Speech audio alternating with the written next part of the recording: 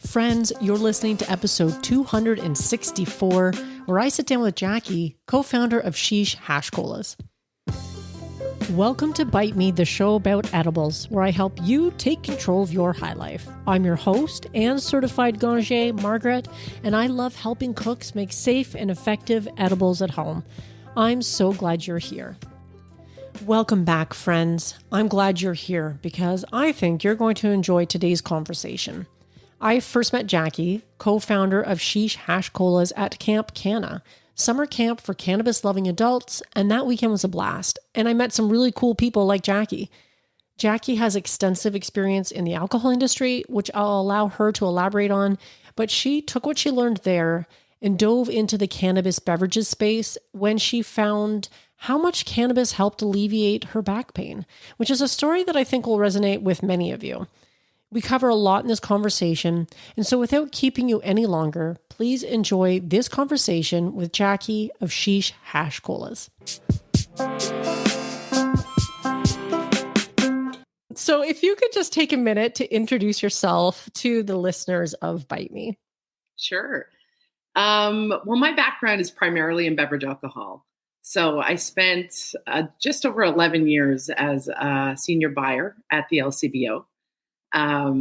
Covering categories like white spirits, ready to drink, beer, and then most of my career was spent as the vintages wine buyer. So I got to, travel the world a little bit, more at home actually, and find fantastic wines that we would sell at the 600 plus stores in the network. Right, and for those who aren't familiar with the LCBO, that's the Liquor Control Board of Ontario, which is also, from what I've recently learned, the largest alcohol buyer in the entire world. Is that correct? Yeah, it kind of goes back to back. Sometimes I've heard it's Walmart, but correct. We were one of the top two for sure. Right. So you have extensive experience in the alcohol industry. Yeah. But you switched industries. You went from alcohol to cannabis. I did. And I'm just wondering, what was the defining moment where you're like, I'm going to take this leap? Because obviously, too, the cannabis industry in Canada is it's very nascent still. Right. There's actually two events that took place that kind of collided and got me to make the switch. So the first thing, I got a back injury. I had a back injury and I tried all the typical pharmaceuticals you would expect. And a friend told me, you've got to try. You've definitely got to try CBD. And I kind of looked at them, I'm going to be honest, I had the stigma going on and I was thinking, I don't know. I tried it. I cannot, but for me, and I'm not saying it will solve everyone's problems, but for me, it certainly helped night and day. I was able to kind of be pain-free.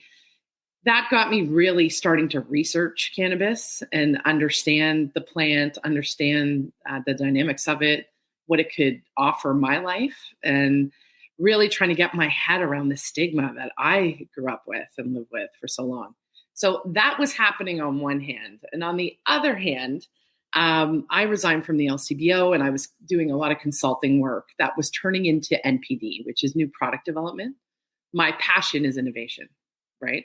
So it got to a point, though, that I was doing so much NPD and it was all spritzers. And I'm not kidding. Okay. In 1 week, I would get 2 to 3 calls saying, we'd like to do a vodka spritzer. And honestly, it killed my soul in terms of innovation because it was all the same. If you've ever been to an alcohol store recently and look at the spritzer section, you'll see there's 50 of the same, right? And it literally squashed my excitement for the industry over time. So you have on one hand this new and exciting thing that Canada is on, is kind of leading in terms of national legalization and innovation. And then on the other side, I know it works because of what happened with my back. And then on the other side, I'm flailing in innovation over in alcohol. And it made total sense. It just made total sense. And I got very excited. And I always say, if you want to know what's important to something or to someone, it's important you almost like plug your ears and watch where they're spending their time and where their actions are going. And I was finding myself 2, 3, 4 in the morning up reading about cannabis. Right? Which was telling. And there's a moment I stepped back and said, you know what? I'm excited about this. I'm going to do it. I put my first resume together in 17 years. And I got a job as a director at Hexo. At the time, it was one of the largest licensed producers in Canada. As director for flower, edibles, and pre-rolls. I had a lot of learning to do, Margaret. A lot. I bet. And was there anything in particular that you were reading that really stood out? Oh, I was astonished how similar to wine the cannabis industry is. It's shocking. Like when you think about I'm just bringing it down to the most basic thing. What's so great about wine is provenance, meaning a sense of place, a sense of people, understanding where something comes from. I started reading about the provenance of cannabis strains, right? Like things like the Hayes brothers from California in the 60s and 70s created, the Hayes strain. And I kind of went and thought, okay, there's a sense of people. There's definitely a sense of place. That started in California. We know that, landrace strains started overseas. And there's a lot of things there that are completely synergistic with what we are excited about, what we love, and what we enjoy about wine. Right. And you mentioned the provenance. I guess some people might understand that too as terroir as well. Yes. And exactly. just sort of like, I like to go to Prince Edward County to enjoy the Pinot Noir because it's known for that particular grape. Just like in California, if you grow certain cultivars there, it's going to taste and smell and be enjoyed differently than a cultivar that's been grown somewhere else because of the unique things about that place, which it makes it really interesting and definitely helps people understand cannabis in terms if they're more of a wine person or an alcohol drinker. I agree. Yeah. Well, that's what was happening to me. Every bit of information I was taking in, whether it be at Hexo or in my reading, I was translating like my first language was English, or like it is English, but my first language was wine. And I was transitioning into that. And I realized like how much of it made complete sense. Even like, and I know a lot of cannabis loyalists don't buy into this as much, but I mean, indica sativa hybrid, it does exist. I know every plant has a little bit of both, but when you look at an indica, you know, when you're having it, you're relaxed. It's kind of heavier, right? That feel, that's like a heavy red wine, like a Cabernet. Mm-hmm. Sativa, lighter, kind of during the day, right? To me, that's like a Pinot Grigio, right? During the day. And then obviously hybrid, a rosé, right? A blend of both. You kind of get the best. Yeah. And obviously it's a little more nuanced than that because indica sativa is sort of like red versus white wine. And obviously we both know that red and white wine as those two categories are like incredibly broad. And there's a lot of nuance within those categories. And that's similar to cannabis as well. But what have been your biggest challenges with like moving from one industry to the next? Right. Well, there's a couple. I'm going to say there's 3 challenges that really come to mind. The first one, you know, you're going from an industry that has not quite since Prohibition, but I'm about 100 years behind it, right? Of baselines, of understanding the customer, understanding the marketing, understanding the legalities, right? And alcohol is just, it's everywhere, right? I was at a concert last night. I saw ads everywhere. So you're going from that industry. And I think a lot of us thought when cannabis was going to legalize, there would be more commonalities, I guess, with alcohol in terms of what would be allowed from communication, education, marketing, things like that. And that's not the case. So the first challenge has been understanding that, you know, one industry is being served at a church for wine on Sundays, and the other one is rehabilitating from a stint in jail. And we're just kind of, you know, coming through that as an industry, and it's understanding that it's not the same and we need to handle them differently. So that took some time for me to get my head around and know that with the new industry comes a lot of new challenges, right? So part one is that. Part two, stigma, right? I came from, wine. My friends are all into wine. I have wine nights, right? I go to wine dinners. We own a small part of a winery. I'm very engaged in wine still. There is always that place in my heart and I love it. But I mean, it's sometimes they're like, so what are you doing now? What are you interested in? And I have to take a little second breath, Okay, I'm in cannabis. I own a cannabis company. I consult. I still do a lot of alcohol consulting as well, and I'm going to say a solid 7 out of 10, even in Canada. I get the brow, the kind of head tilt going, exactly, right? A little bit of that. And I can't help myself but start going into, like I did here, a little bit of a soapbox on the synergies that between the two industries. And when I start explaining it, like even, the beverage I have, we use a local cherry farm for our juice, right, to sweeten it. And it's in wine country here in Canada. And I said, we use Cherry Lane Farm. And they're like, what? That's in wine company, I'm like, right, there's quality can happen in cannabis. And, so but battling that stigma has been, on one hand, a challenge, another hand, a lot of fun, because I welcome the opportunity to challenge things like that. And the last thing is it's very much still a boys' club.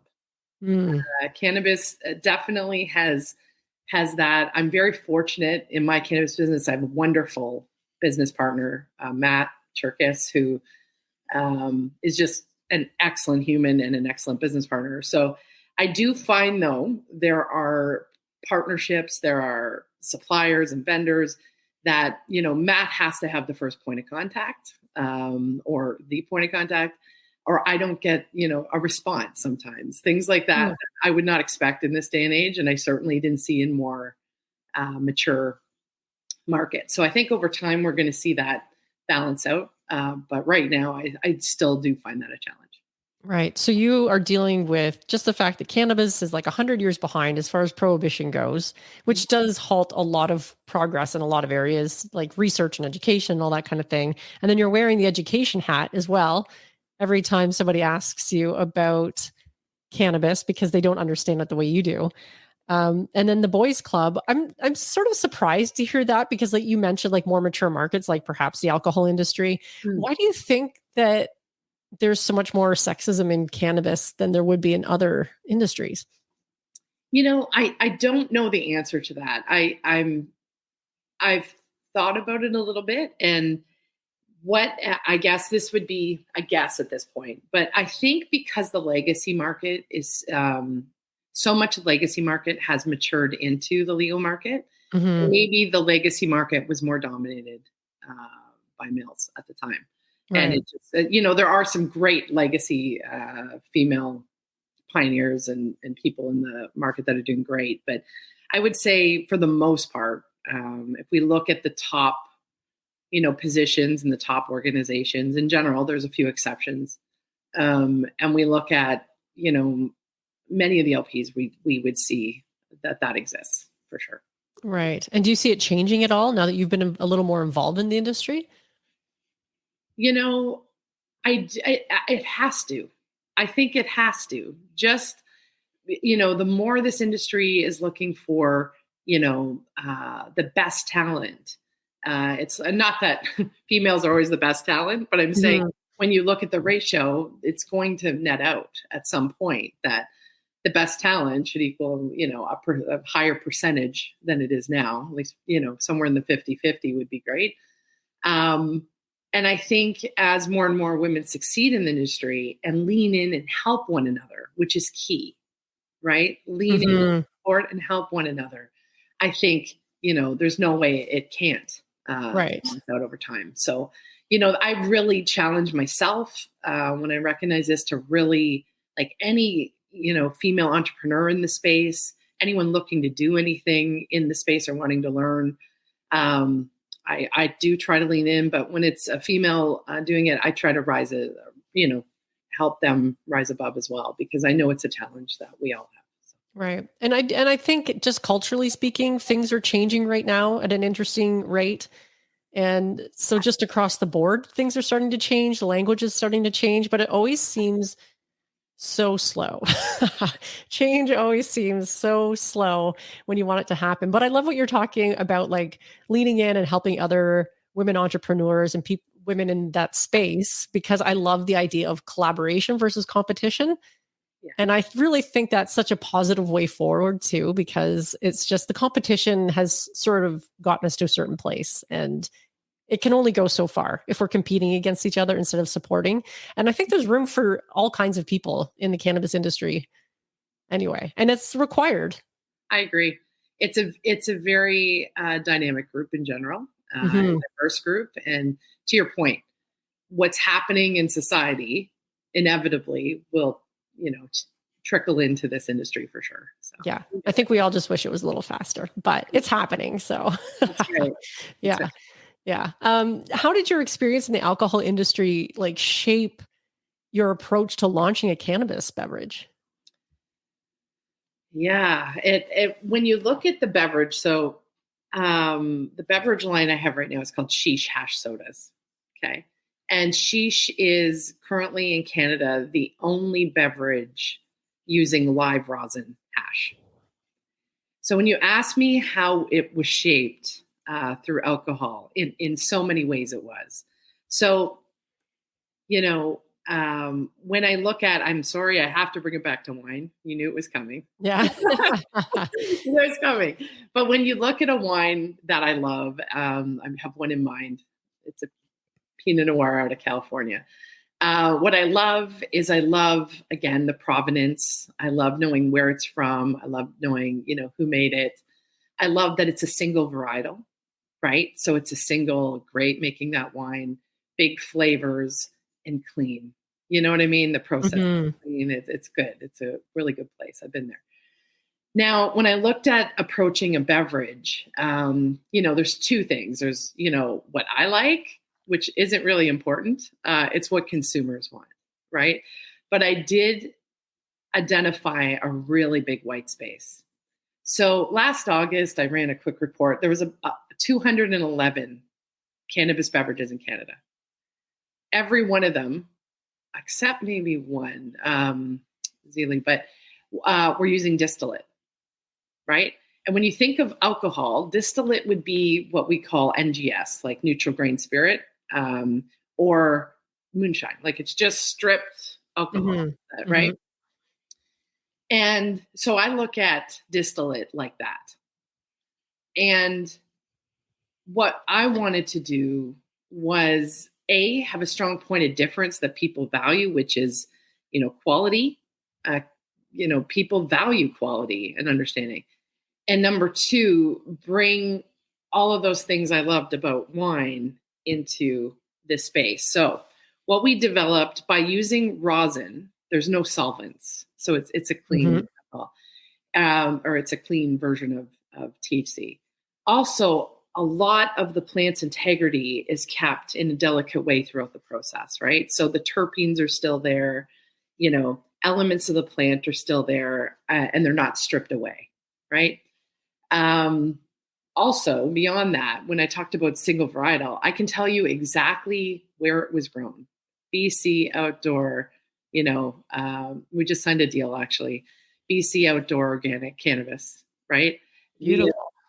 We chose the strain to grow, right? We love it. And so, it's single origin, single source, single, strain. And it starts with that. So as long, the cannabis input is top grade. And then beyond that, because let's be honest, 80% of the drink is not the cannabis. It's what else is in it. We took care. We didn't just add artificial flavors like the other, almost all, there's a couple exceptions, products.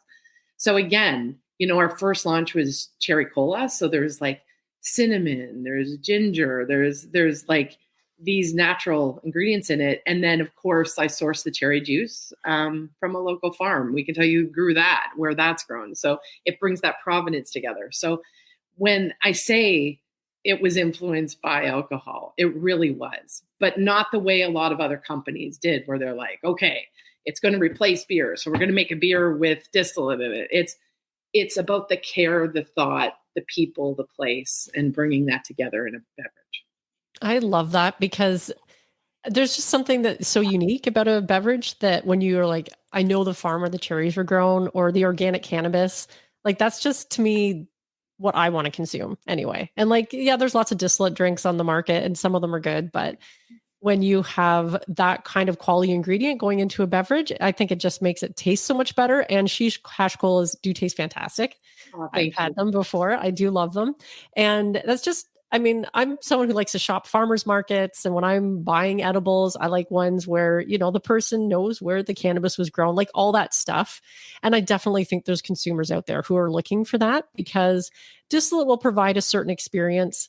Usually it's more, to me, a flash in the pan kind of high.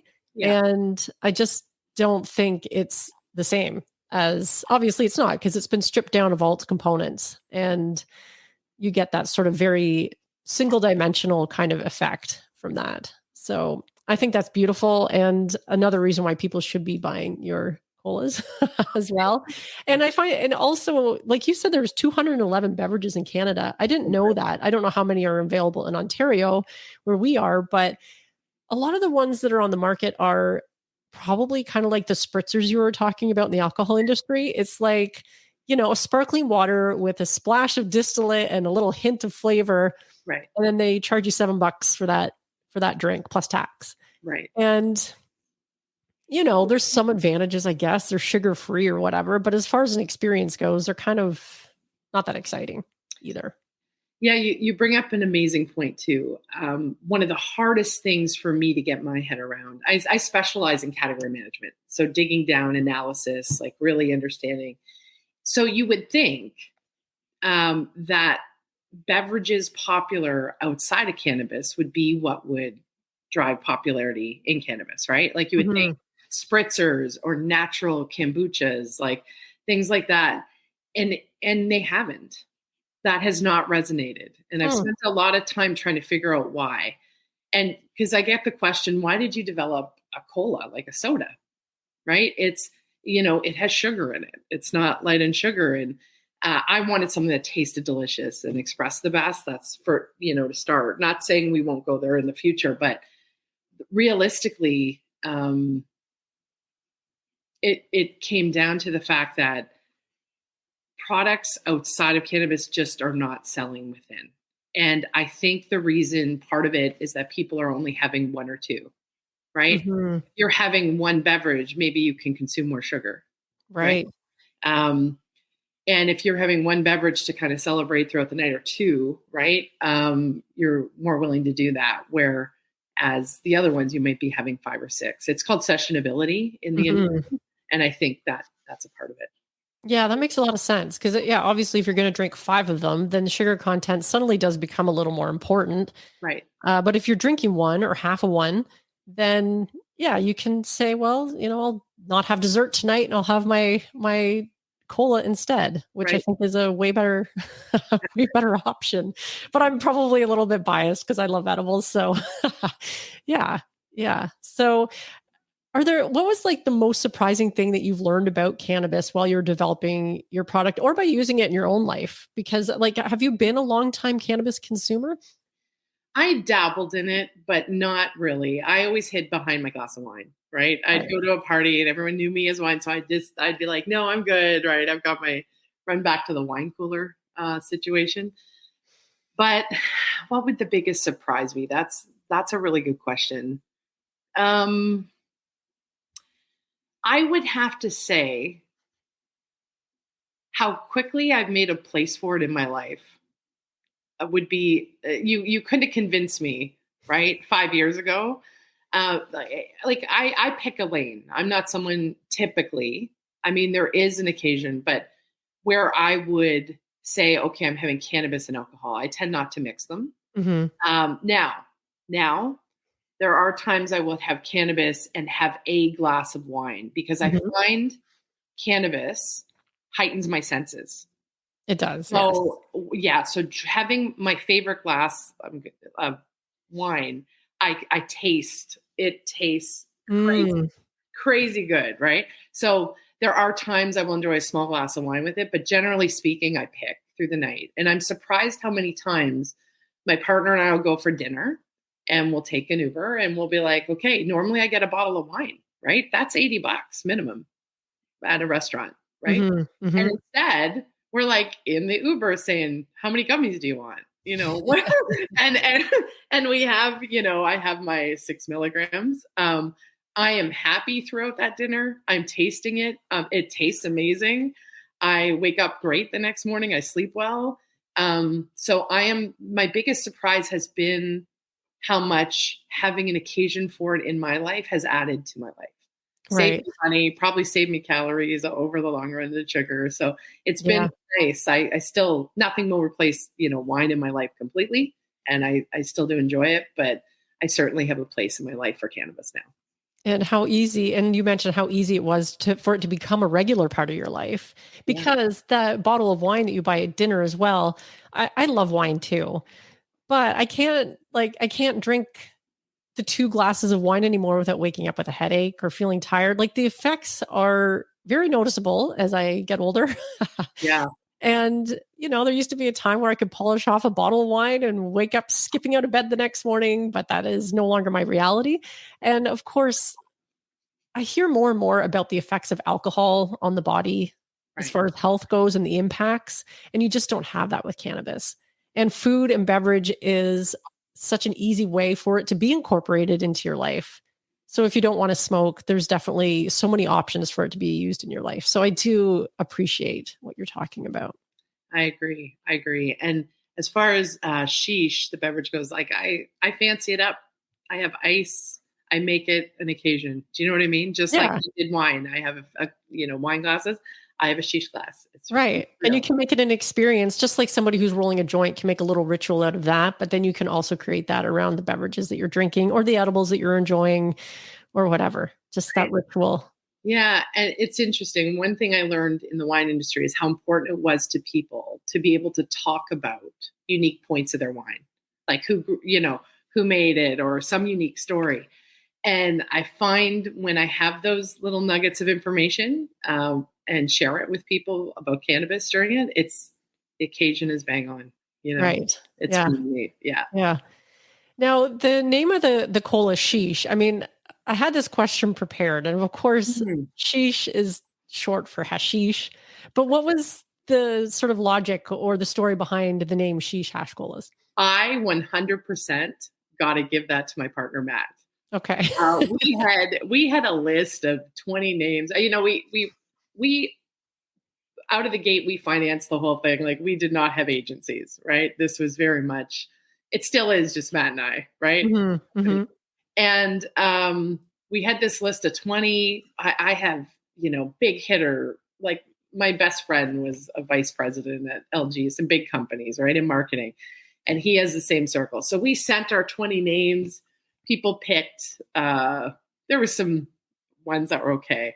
I'm trying to remember, like nice, like different, like, nothing I'm proud to say here, actually. Maybe an agency would have been a good idea. But Matt called and he's like, hey, I have one. I think you're going to love it. Sheesh. And right away, I cut it down. I'm like, no, that's, a teenager rolling their eyes at their mom. You know what I mean? Like, right. And I couldn't get my head around it.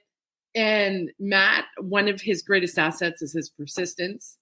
So after I killed it, I'm so glad he brought it back to me again. And the name just, it's quick. It's easy to remember. Our tagline is "That's good," and that came from people that would drink it and joke. They're like, "Sheesh, that's good," right? And we're like, "Yeah, that's good." Awesome. Right? Yeah. Top marketing agencies. No. Yeah. and the truth is, it was his brainchild, and it works. And soon as, we got our head around it, or let me rephrase that. Soon as I got my head around it, Right. we ran and we're like, yeah, this is the thing.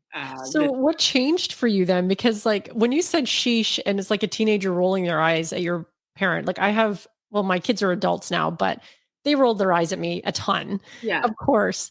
But that never occurred to me. Like I thought sheesh as in hashish, but the sheesh as in, oh God, mom, like that never, that never occurred to me. Yeah. And I got to say, it wasn't a favorite in my marketing circle. Like I sent it out. Everyone's like, no. So it works when you think about, what we're creating, our point of difference. The biggest thing I have learned in my career as a buyer, whether it be when I was with Canadian Tire, Unilever here, if you're not going to have a relevant point of difference for a consumer, don't show up, right? Our point of difference, there's a few. We care about a lot of elements that are unique, but is that we use really good quality hash, right? Rosin. So it only makes sense that our name kind of gives a nod to that. So Sheesh it's a nice, easy name. It's marketable. And most importantly, it represents our point of difference. Right. And I like that you mentioned the tagline. That's good. Yeah. It's simple and it came from the people, like you said. So that's nice. I mean, that's good. Yeah. That's really good. And naming is so hard too. Like I have to come up with a name for a podcast episode every week. And I'm just like, that's the worst part of the whole process, honestly. So. Yeah. Well, you could, I'm just actually looking so you could hire an agency or Matt's right. Just saying. Yeah.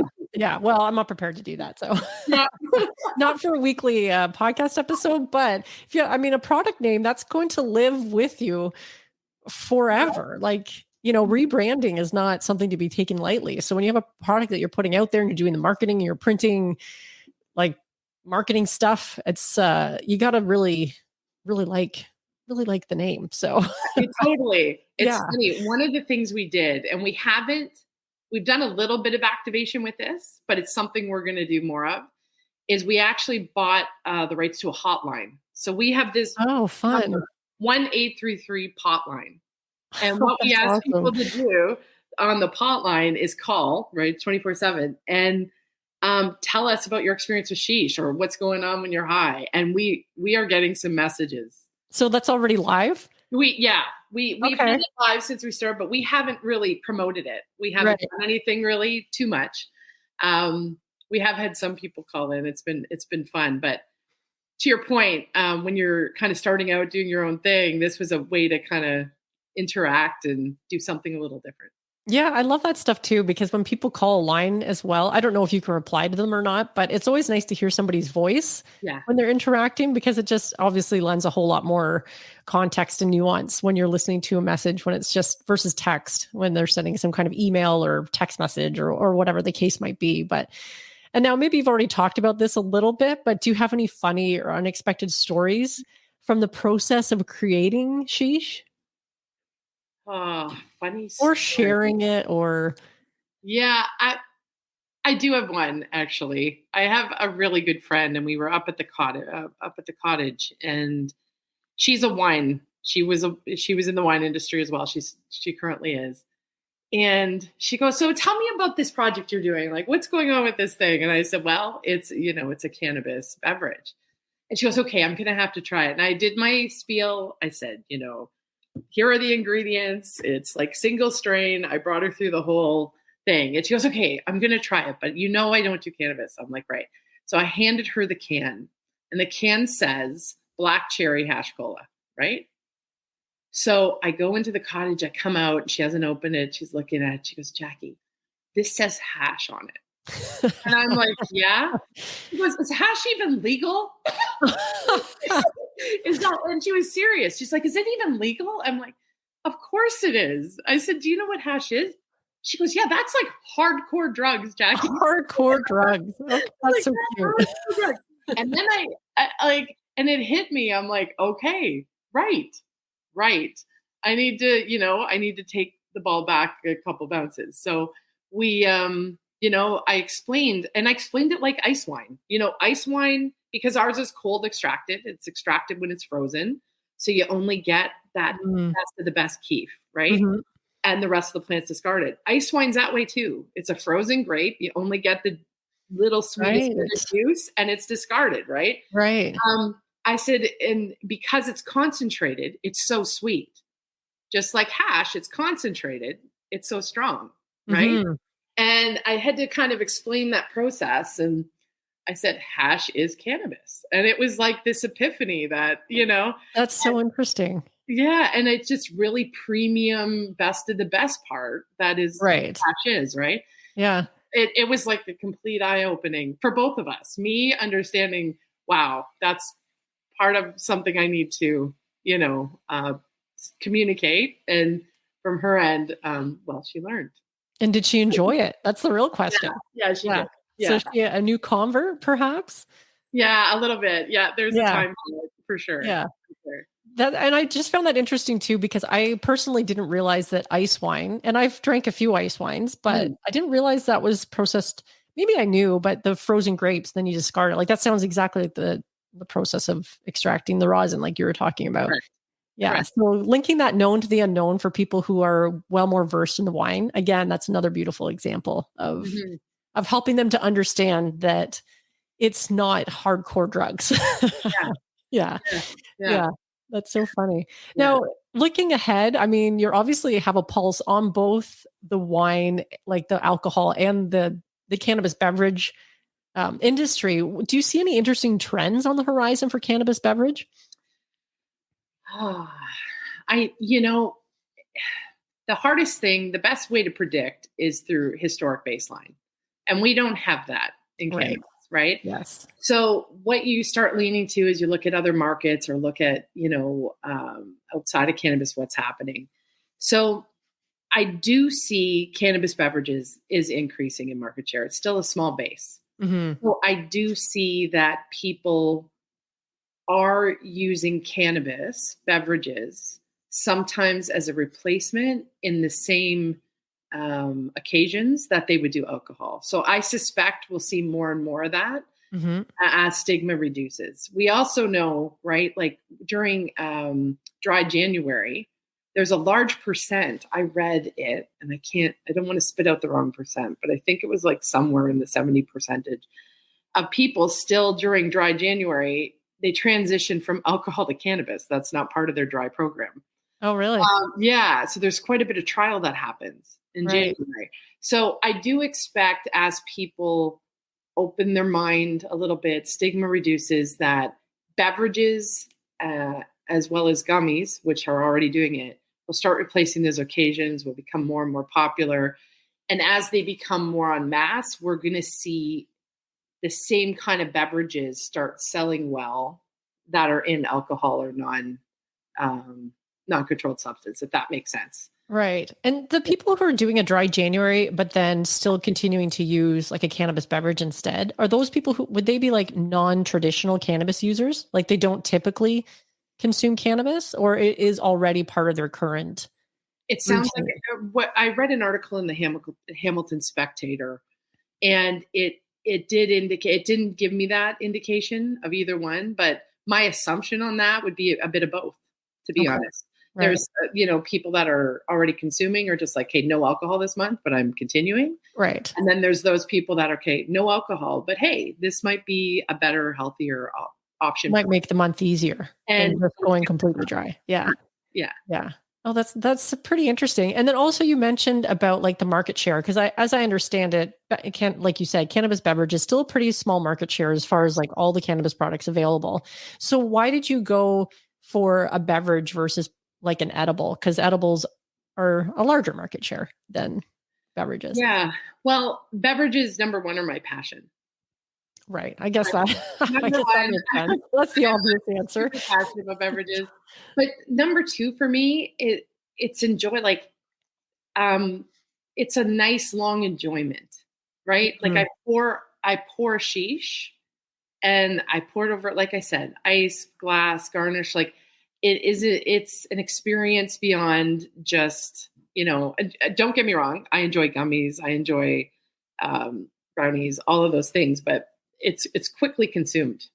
Right. Right. Yeah. And I wanted something that gives kind of an enjoyable experience, something I'm used to that I can integrate easy in my life. It's not an odd moment. And that made just a lot of sense to me. And in fact, it's not that I'm not like Sheesh will explore edibles. There's no doubt. Mhm. But we wanted to come out first and foremost with what we know best. And that's Yeah. our focus. Yeah. And that makes sense too. Cause like you said, if you're popping a gummy, like that's like a 30-second, thing. Like Mhm. you pop it in your mouth, you chew it up, and then that's the end of it. Whereas, like you said, you have your sheesh glass and you pour it over ice and you make like that little ritual, like you're making a cocktail or something, or Right. pouring a nice glass of wine and savoring it. Yeah. Correct. Yeah. Right. Even, we have the cherry, but we have a tangerine dream out as well. And I remember like we had 18 different tangerine purees I brought in before I picked the right one. Oh, wow. They're from California, right? I'm like, this is the one. So when I'm sipping it, I know that I'm going, oh, I could taste that puree. You know what I mean? Like Right. it's, I don't know. I like making it a special thing. Yeah. So with all your experience in the wine industry, are you sommelier? Like you must Nope. have quite a palate to be able to like I taste 18 different tangerines and be like, notice the difference between them all. Yeah, I do. I developed quite a palate. Similar to kind of coming into cannabis, when I went into buying wine, I didn't have a background in it. My background was in category management, analysis, right? Making decisions based on analysis. So I took the business part, and I was really fortunate enough to have a team, some working with me and for me, master of wines, sommeliers, some of the best in the industry. So I learned a ton from them, but also from the process. Like, we would get thousands of submissions to buy 40 products. So we would have to Right. taste hundreds of those, like 100 typically in a tasting room.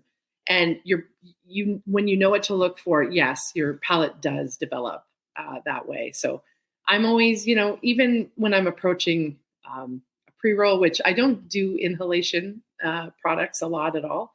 But when I do, I look at it just like a wine. I'm smelling it for the aroma. I'm looking at the quality of the bud, which like the color. I'm pulling very gently, trying to taste the whole experience, and then feel the feels. Right. So it's very similar. Only my teeth aren't as red. Yeah, there's nothing that says you've been drinking red wine like those red wine teeth that, That's right. that you just can't avoid. But, that's just part of the whole thing about drinking red wine. So, 100%. yeah. Now, switching gears just a little bit, what would surprise people about you? Oh boy, that's a tough question, Margaret. I love this question because the answers are often as surprising as the question itself. So, Yeah, I would have to say, a lot of people are shocked when they get to know me that I was in the military. oh, that is Yeah, surprising. that's right. That's right. Wow. Yeah, I was in the infantry reserve when I was young.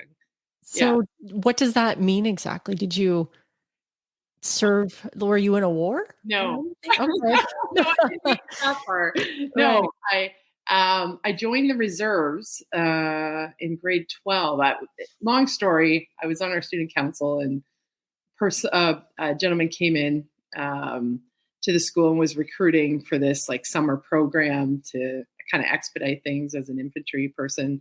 And I went to kind of get everybody excited and try to bring people to this meeting. And I guess through that process, I signed up, other people signed up, and next thing you know, I got a call saying, "Hey, you've made this program." And I was like, "What?" You got to sign up for anything? I know, it was this moment. I did testing, and anyway, I did it as a personal challenge for a couple years. Then when I went to university, I said I couldn't continue. I was focused elsewhere, and that wasn't a future. Yeah. But yeah, people. I'm quite the marksman. Who knew? Markswoman. That is very surprising. Yeah.